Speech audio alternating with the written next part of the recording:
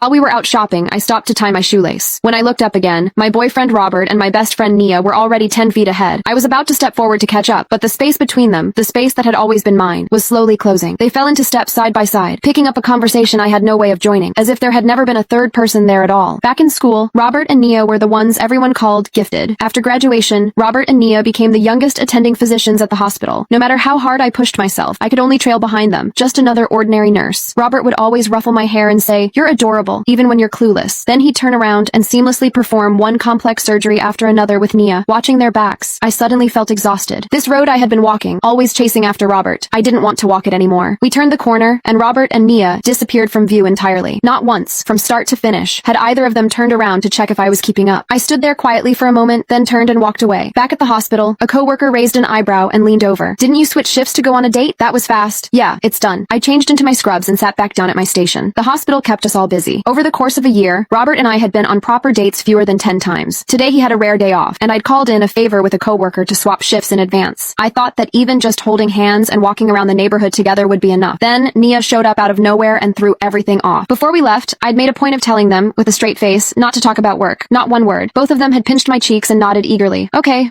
we get it. But halfway through dinner, someone brought it up, and before long the two of them were going back and forth about patient cases. I sat there beside them, pushing rice around my plate. I don't even remember when the check was paid. Then the landline at the nurse's station rang, snapping me back. My coworker had already picked up a car accident up north. Several people were being rushed into the ER. I was about to text Robert when a message from him came through first. Patient came in. Nia and I are heading back to the hospital. I turned the screen off and sat there, blank. He still hadn't asked, not even once, where I had gone. After my last procedure of the day, I ran into Robert in the hallway. He looked worn out. I kept my eyes straight ahead and didn't fall into my usual habit of fussing over him. But the moment we crossed paths, he caught my wrist. He buried his face in the curve of my neck, a habit of his. "What's wrong? Don't recognize your own boyfriend?" Every time he came home after a long shift, he'd do this. Said it was how he recharged. My mind told me to pull away, but there was a dull ache spreading through my chest that I couldn't explain. It had taken me 3 years to go from quietly loving Robert to actually standing by his side. The day we got together, someone in our cohort immediately started a side bet on how long we'd last, because honestly, the gap between us was hard to ignore. Robert had been at the top of his class every single year. Me? Since elementary school, I'd had teachers point fingers in my face and call me stupid. The one who'd stepped in front of me with open arms back then was Nia. I knew I wasn't the smart one. I always needed Robert's patience and Nia's encouragement just to keep going, so even though I had made up my mind, the moment he leaned in close, all that resentment I had been holding on to began quietly dissolving. We sat together in an empty stairwell. It was a rare moment alone. In the silence, Robert finally spoke. "Maya? Yeah? Can you try to act a little more mature from now on?" I blinked, caught off guard. After a long pause, I slowly turned to look at him. "What?" His eyes were closed. His voice was flat. "The way you talk about the weather. This afternoon you disappeared without saying a word. You had Nia and me worried sick. We both finally had a day off. Even if you don't care about me, you could at least consider Nia. She's not your babysitter."